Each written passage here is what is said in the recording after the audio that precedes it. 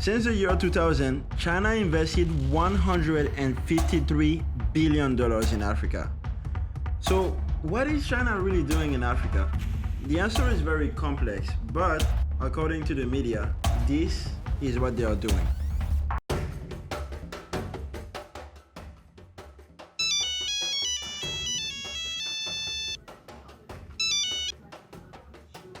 Hello, China. Yeah, I was calling you. I need a few loans. I need some money. Me and my people, you know. We want to build some airports for the country. Yeah, for the people. Yeah. Okay. Thank you. Thank you, China. Okay.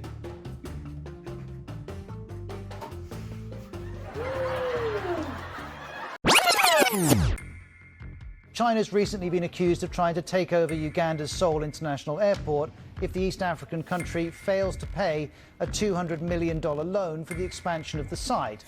What you just saw is an exaggerated skit of how the China-Africa story seems to be playing out according to the media. I mean, you've seen the headlines. China is colonizing Africa. China is taking over Uganda's airport. China is spying on the African Union. And with all these headlines, you must be wondering, what is China doing in Africa? Clearly, the assumption is that they are doing something evil. But what if I told you that you were being brainwashed into hating China? The China-Africa story has all the cliches. The poor, tiny African country that needs money for the people, and the big, all-too-powerful China who is there to provide the money. It's like a new twist on an old story. It has all the ingredients to demonize China, and it is a masterclass in how Western powers are using propaganda to demonize China. And contrary to what you hear in the media, this story is far more complex than China investing in Africa. It's a story about the decline of the West and the rise of the East. It's a story about how the power dynamics are changing on the global stage, and it's a story about how the media has been used in the West to conduct a propaganda against China in Africa. So in this video, I want to really look at what is China really doing in Africa. And to do that, we need to look at two key issues: the economical aspect and the political aspect. China has a huge economy, but it wasn't always the case. China used to be very poor, with many people living on less than $2 a day. And since 1980, it lifted 800 million people out of poverty. That is more than 2 times the number of people who live in the US. So today, African leaders are saying, if China did it, why can't we do it? And they are asking, why don't we just partner with China to learn what they did to get out of poverty? And it makes sense. Africa is basically in the same place that China was in the 1980s. Young population, cheap labor, natural resources. And with a huge economy of 1.4 billion people, China needs everything Africa has to offer. Cheap labor and resources such as oil, gas, minerals, land, you name it. But there is a caveat. Someone is not happy. And yes, you may have guessed it. I'm talking about the Western powers, and specifically the United States. And the reason is that China is taking over the US place as Africa's strategic partner. In 2002, China joined the World Trade Organization. In 2009, they took over the US for the first time as Africa's biggest trading partner. This was the beginning of China's rise on the global stage. Then in 2013, China launched the Belt and Road Initiative, one of the biggest initiatives to invest in countries across the Silk Road. And with this initiative, they started investing a lot more in African countries. And by 2020, they were doing almost 4 times more trade deals with Africa than the US. So of course, the US is not happy about that. But the truth is, since the year 2000, while the US was wasting trillions of dollars on fighting wars in Afghanistan, Iraq, and bombing Libya, China was taking the trillions of dollars and investing in Africa and countries in the eastern part of the world. So today, instead of investing more in Africa, the US is running a full-on propaganda against China investing in Africa. And there are usually 2 key arguments that they always use. The first one is the debt trap diplomacy argument. Analysts have accused them of debt colonialism. There are fears China is making loans it knows states cannot repay. Beijing may engage in what critics characterize as debt trap diplomacy, lending designed to force countries into handing over land, minerals, and strategic assets when they default on a loan. To build this Belt and Road Railroad with Chinese loans, Kenya agreed to apply Chinese law inside Kenya and give up East Africa's largest port if it couldn't repay its debts. Some countries are relying on gradually repaying the debts to China by shipping specific quantities of oil. Sometimes the loans are repaid in natural resources such as cobalt. Debt trap diplomacy. Debt trap. Debt trap diplomacy. This one is used in every news outlet, and the main argument is that China is making loans to African countries with the hope that they will default on those loans. It works in 3 steps. China makes a loan that African leaders can't refuse. The country defaults on their loans, and then China takes over part of the country or asks them to repay with natural resources. This is the same playbook that the US has used on developing countries since World War II. In his book Confessions of an Economic Hitman, John Perkins explains how the US used to hire economic hitmen to go to a country, and when those countries defaulted on the loan, they would force the country to privatize all government-owned resources. The idea was that they would take on these loans, and over time they would allow our corporations to come in and take their resources. In the meantime, they had to pay off interest on the loans. And so most of the people in the country suffered terribly. Money was diverted from education, healthcare, and other social services to pay off the interest. So we'd go back in, usually under the guise of the International Monetary Fund policing organization, and say, okay, so you're not paying off your loans, so you sell your oil real cheap to our corporations without environmental or social regulations. Let the United States build a military base on your soil.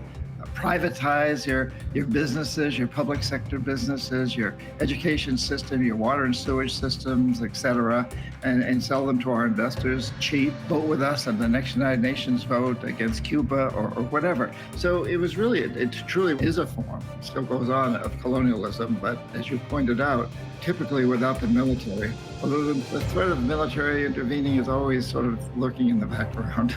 So, when the US sees China going to Africa, they think that this is what's happening today. But what the media doesn't tell you is that the IMF says that 90% of Chinese loans are going to African countries that can sustainably absorb these loans. And the truth is that the West is more bothered with African countries preferring to take Chinese loans over Western loans.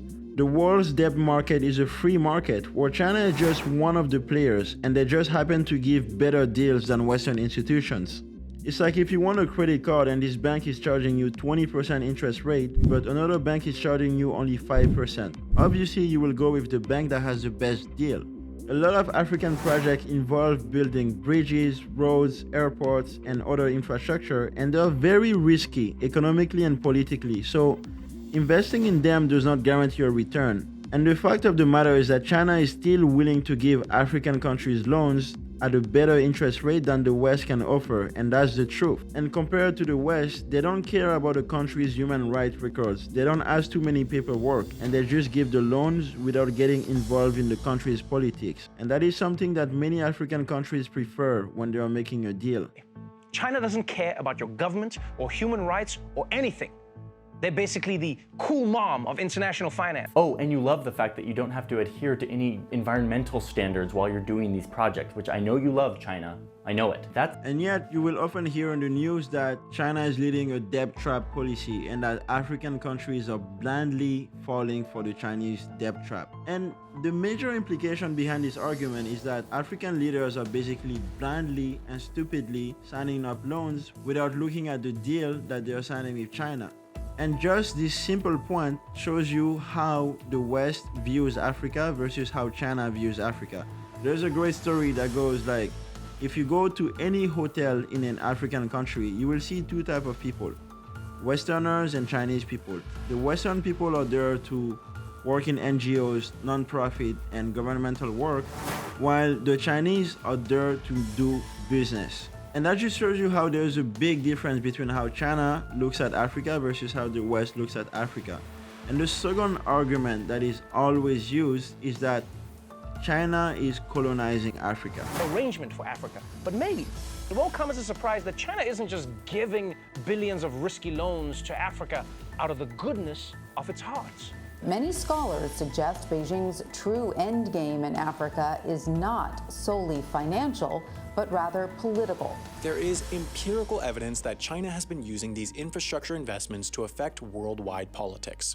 Political ties changed. Africa no longer bows to the US. For this argument, we need to go back all the way to the Berlin Conference in 1884. European leaders got together in the room and decided to split Africa between themselves. They literally did it the same exact way you will split a pizza from Domino's, by looking at which part of Africa had the most resources. They decided which European country would own different part of Africa and drew borders without caring about different ethnicities, people, and culture. The trade deals they set up between the colonies and the Western powers were a one-way street. European countries were getting all the raw materials and resources from African countries, and African countries were not getting anything in return. But today, what China is doing is different. Unlike the older European colonizers, China is not getting involved in African politics. President Xi himself said that they don't want to get involved with any politics. We should remain committed to political equality and mutual trust. A high degree of political mutual trust is the foundation of China-Africa friendship. We should respect each other's choice of development path and not impose our own will on the other. And so far, that has been true for the most part. The reason why I say the most part is that studies have shown that, on average, countries that recognize Taiwan get 2.7 less loans from China than African countries who do not recognize Taiwan, who get 1.7 more loans from China. So China may not be directly involved in politics, but they are indirectly choosing where to invest based on politics.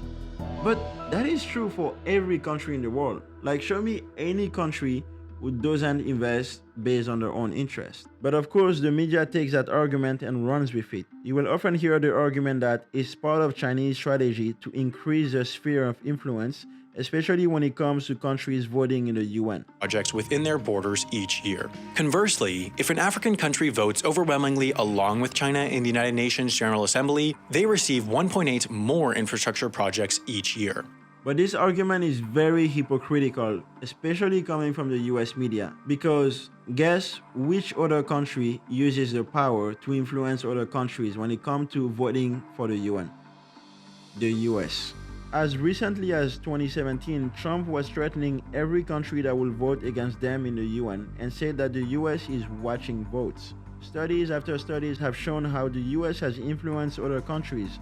Some major examples were during the Cold War, when they were influencing the Allies against Cuba or the Soviet Union. This is a bad faith argument that is thrown around by the media to demonize China.